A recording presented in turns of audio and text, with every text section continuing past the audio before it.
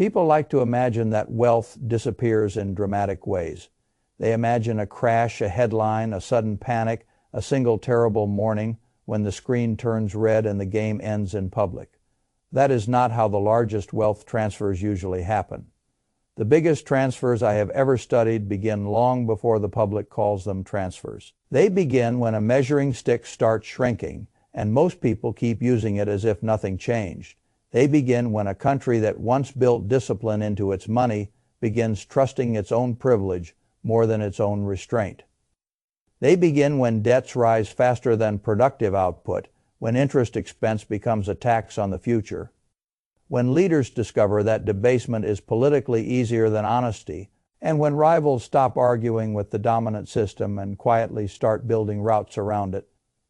By the time ordinary savers feel it in full, the process is already old.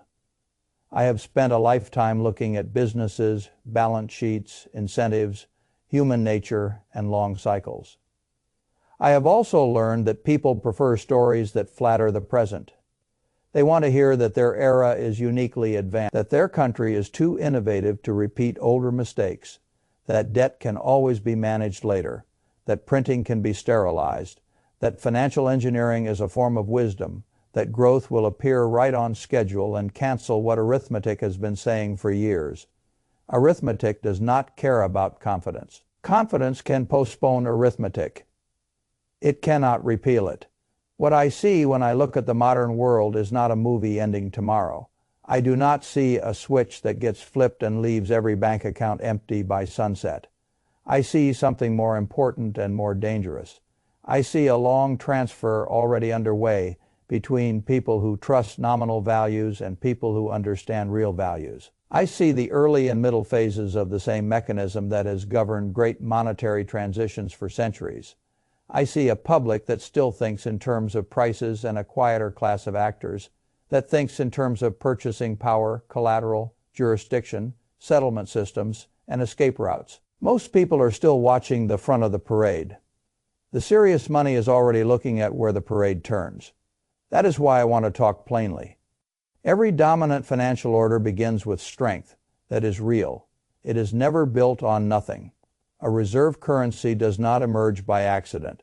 It arrives because a nation or an empire creates security, trade efficiency, legal reliability, military reach, technological advantage, or some combination strong enough that the rest of the world finds it convenient to use that system. In the beginning, the arrangement works beautifully.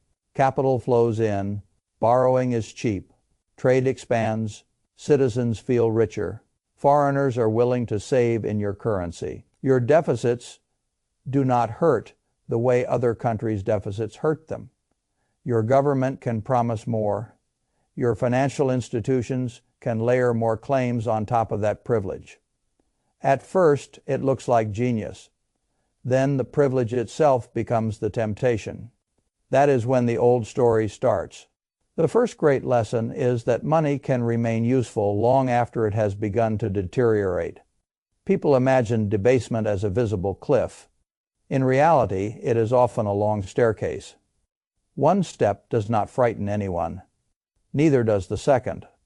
A society adjusts. Merchants complain but continue. Workers notice that prices drift higher, then tell themselves the next year will normalize. Politicians avoid hard choices because the system still functions. Savers console themselves with nominal statements. Years pass. Then decades. By the time the public realizes something fundamental has changed, the original anchor is gone and a new psychology has taken its place. I think about Rome often because Rome showed the pattern with astonishing clarity. Rome did not begin as a fraud. It began as power. It built order over a vast geography. It controlled trade routes. It imposed law. It fielded armies no rival could easily match. Its money carried authority because its institutions carried authority. Then the costs of holding empire rose: armies, roads, administration, grain, frontier defense, political bribery. All of it demanded more than discipline was willing to fund honestly. So Rome did what dominant powers eventually find tempting. It diluted the unit. The public did not wake up one morning to discover civilization had ended. Rome moved through years of adaptation, denial, rationing, instability, and repeated political stress. The money lost integrity first. Social trust followed. Eventually, the holders of land, food, productive necessity, and hard stores of value outlived the holders of promises denominated in compromised coin.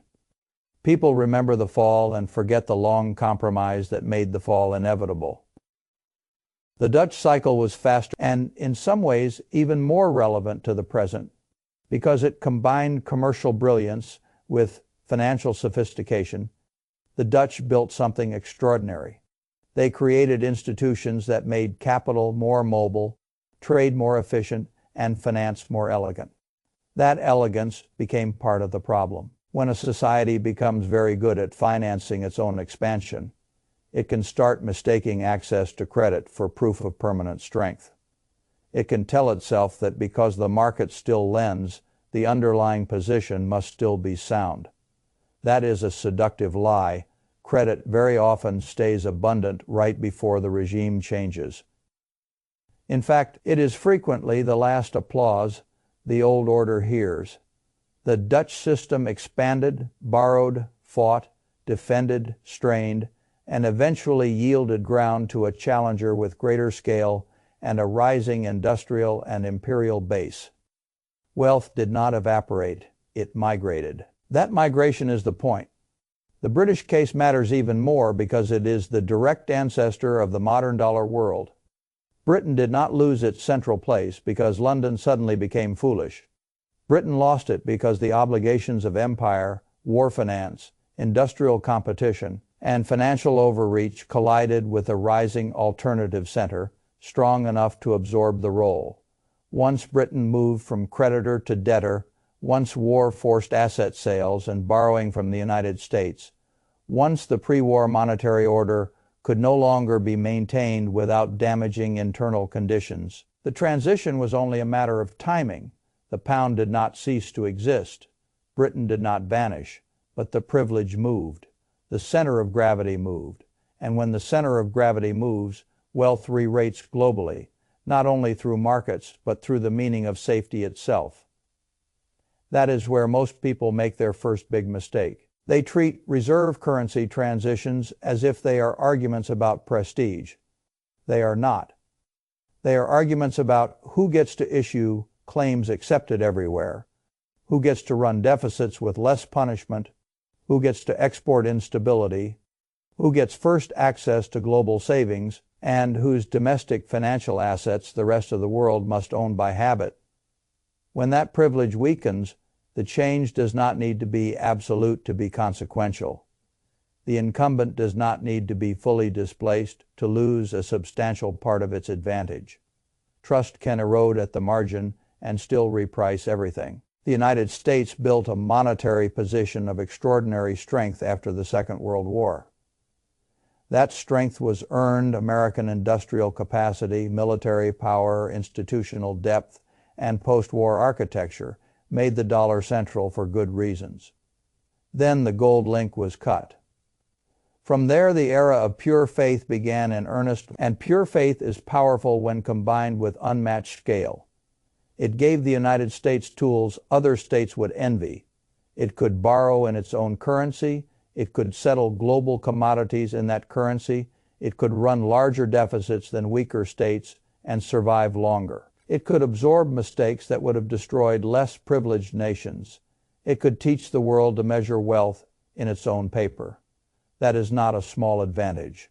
It is one of the greatest advantages a nation can possess. But a great advantage creates a great vulnerability if it convinces you that discipline has become optional. Once convertibility is gone, the only real anchor left is self-restraint. Self-restraint is rarely durable in democratic politics when borrowing, benefits, rescues, stimulus, war spending, and emergency interventions can all be justified immediately while the bill arrives later. Later is where governments tend to live. Later is where many investors also live. Later is a lovely neighborhood until interest expense moves in and starts buying the whole block. We are now in a world where debt is measured in sums so large that the human brain stops treating them as real. That is one of the quiet comforts of huge numbers.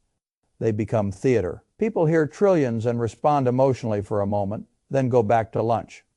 But debt is only abstract if servicing it remains easy. Once interest costs begin consuming fiscal room, the abstraction becomes policy. Then it becomes inflation, taxation, repression, underinvestment, or some blend of all four. There are only so many doors. This is why I never let myself be hypnotized by nominal scale. I ask simpler questions. Can the liabilities be serviced without distortion? Can they be serviced without diminishing the currency? Can they be serviced without punishing productive activity? Can they be serviced without sacrificing flexibility in the next crisis? If the answer to those questions keeps weakening, then the problem is not a headline problem. It is a structure problem. And structure problems do not need panic to hurt you. They can hurt you slowly, methodically, almost politely. The saver who leaves large sums in a currency undergoing persistent debasement feels safe because the number is stable. The bondholder who lends long at inadequate real yield feels safe because the statement arrives on time. The pensioner measuring life by official inflation figures feels safe because the language remains calm. But real life is not lived in official categories. Real life is groceries, insurance, healthcare, housing, energy, taxes, replacements, maintenance, and the growing distance between what your pile can buy and what it used to buy. That distance is where wealth transfers hide. The public often waits for collapse. The serious observer watches for preference changes. What are central banks accumulating? What settlement systems are major countries exploring? What collateral is being moved outside the old network? What share of trade is being denominated differently at the margin? Which commodities are beginning to price in a world less dependent on one unit? Which governments are reducing vulnerability to reserve seizure? Which strategic states are buying time through diversification rather than protest? Those questions matter because stage 3 in a monetary transition rarely announces itself with fireworks. It often begins with quiet distrust. A great many people miss the significance of reserve freezing because they looked at it through the narrow lens of immediate geopolitics. They asked whether the move was morally justified, strategically clever, or politically necessary. Those are real questions, but they are not the whole story. The larger story is what every other sovereign holder of reserves learned while watching it happen. They learned that assets held within a system can become political instruments of that system. At that point, every central bank, every finance ministry, every strategic planner has to ask what kind of reserve is truly neutral. Once that question is asked seriously, behavior changes, maybe not all at once, maybe not publicly, but it changes. That is why gold matters in a way many modern portfolios have forgotten. Gold is not magic. It does not innovate. It does not compound through managerial brilliance. It does not produce cash flows. I would never tell you gold is a business. It is not. But in moments when trust in financial claims becomes the subject rather than the background, gold returns to its ancient role. It is not someone else's liability. It does not depend on a board meeting, a treasury auction, a banking system, or a promise from a legislature already drowning in commitments. It is a form of financial memory. Civilizations rediscover it whenever paper certainty starts to feel less certain than it looked. That is why I pay less attention to public debate about gold than to official accumulation of it. When central banks buy physical gold aggressively, they are not making a cultural statement. They are adjusting to a world in which neutrality, portability, and independence from another state's sanctioned power matter more. They are not doing it because they have become nostalgic. They are doing it because the arithmetic of trust is changing. If you want to know where sophisticated actors think the future might be headed, do not listen first to their speeches. Look at what they are moving into vaults. At the same time, a weaker reserve privilege does not mean instant ruin for the issuing country. This is where fear creates as many mistakes as complacency. A long dominant system can remain important for years after the turning point becomes visible. Transitions stretch. Old institutions survive. Markets continue to function. Good businesses continue to produce. Fortunes can still be made in common stocks. Innovation can still occur. Daily life can still look normal. In fact, that mixture of normality and hidden erosion is exactly why so many people are caught flat-footed. They mistake duration for safety. They assume that because the structure did not fail today, the trend is harmless. It is not harmless. It is cumulative. What happens in a prolonged debasement and reserve diversification cycle is that soft claims underperform real claims. Hard assets, productive systems with pricing power, energy, select commodities, agricultural land, and businesses that own scarce necessities become more valuable in real terms, or at least preserve value better. Meanwhile, many conventional stores that looked prudent in the old regime gradually lose purchasing power. The holder of cash congratulates himself on avoiding volatility while the currency erodes. The holder of long bonds congratulates himself on stability, while negative real returns do the quiet work of confiscation.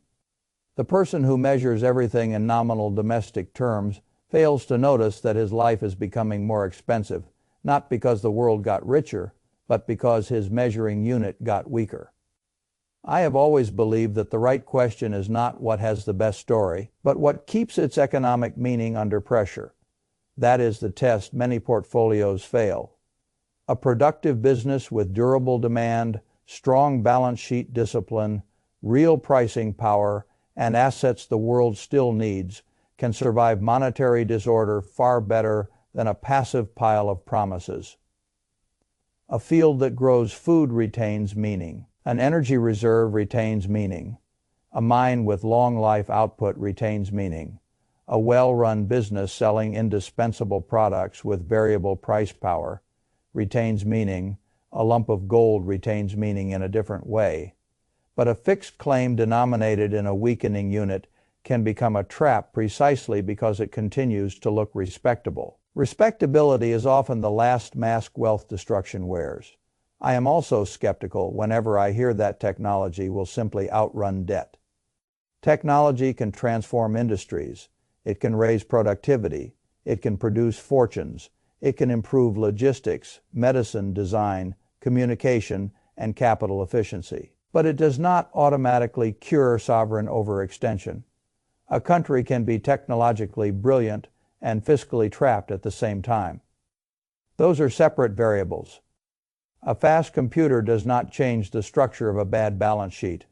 A revolutionary model does not delete accumulated obligations. If liabilities keep outrunning the political capacity to restrain spending, then innovation becomes one bright factor inside a larger, darker equation. People want a single hero for complex problems. They want growth to rescue borrowing, or rates to rescue deficits, or central banks to rescue solvency, or diplomacy to rescue trust, or technology to rescue structure. History rarely grants that wish. More often, the adjustment comes through partial inflation, partial repression, partial repricing, partial diversification, partial taxation, and a long grinding reduction in what old claims can command.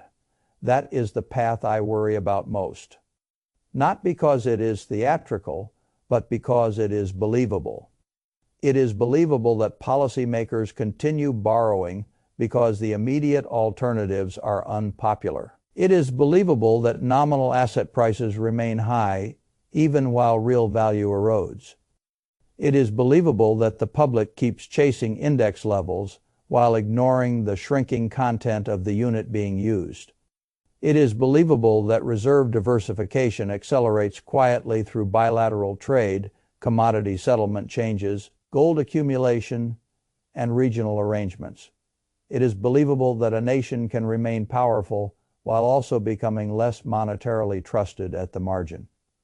It is believable that a middle class can work harder, earn more in name, and feel poorer in substance. That is how great wealth shifts occur in modern democracies. Not necessarily through one final bang, but through a long contract between illusion and delay. When I think about what to do in such a world, I begin with temperament. Panic is expensive, so is denial. The right posture is sober reallocation. You do not throw all your judgment overboard because history rhymes. You also do not cling to old allocations because they once felt prudent. The old regime taught investors to trust broad financial claims denominated in the dominant currency. The new regime demands more discrimination. It asks what is real, what is scarce, what is jurisdictionally diversified, what produces things the world must still use, what can reprice, what does not rely on a single promise from an overextended sovereign, and what remains useful if confidence keeps migrating. That does not mean abandoning every domestic asset. It does mean refusing to be monocultural in your balance sheet. A world moving away from unquestioned dollar centrality is a world in which geographic diversification matters more. Currency diversification matters more. Ownership of productive real assets matters more. Businesses tied to hard demand matter more. Idle cash matters less. Long-duration claims with thin real compensation matter less. Fragile growth assets valued on distant dreams may matter less than people expect. If the discount rate of trust itself keeps moving. The hardest part for most people is psychological. They have lived so long inside one monetary architecture that they confuse familiarity with permanence. They cannot imagine another center of gravity because all their financial education was delivered inside the current system. They think a reserve structure must remain dominant because it has been dominant for their entire adult life. But history is not organized around personal memory. Entire monetary eras fit inside one human lifetime. What feels permanent to the individual can be transitional in the record. That is why humility matters. The Roman merchant who assumed Rome's money would always carry the same power learned humility too late. The Dutch financier who believed sophistication itself guaranteed permanence learned humility too late. The British saver who treated sterling as a permanent expression of order learned humility too late. The modern investor who assumes the present system can stretch forever because it has stretched so far may learn the same lesson. I have no interest in melodrama. I am not telling you that the republic vanishes or that daily commerce stops. I am telling you something both simpler and more important. A nation can remain strong while its money weakens in real terms. A financial center can remain prominent while losing some of its old monopoly. A portfolio can go up in nominal terms while getting poorer in the only terms that matter, what it can command in the world. A society can speak in the language of prosperity while quietly transferring wealth from holders of soft claims to holders of hard claims and productive systems. That transfer is not theoretical. It is already visible in the behavior of states and in the price behavior of real necessities over long periods. It is visible in the tension between official calm and lived cost. It is visible in the way governments increasingly depend on favorable financial conditions to sustain routine obligations. It is visible in the hunger for optionality among countries that no longer want all their safety trapped inside someone else's rules. I have spent my career trying not to pay up for comforting illusions. The older I get, the less interested I am in stories that require perfect faith in institutions already straining under arithmetic. I would rather own what remains meaningful if the promises disappoint. I would rather be early to seriousness than late to realism. I would rather accept that the measuring stick is changing than spend another decade admiring nominal gains while the stick shortens beneath my feet.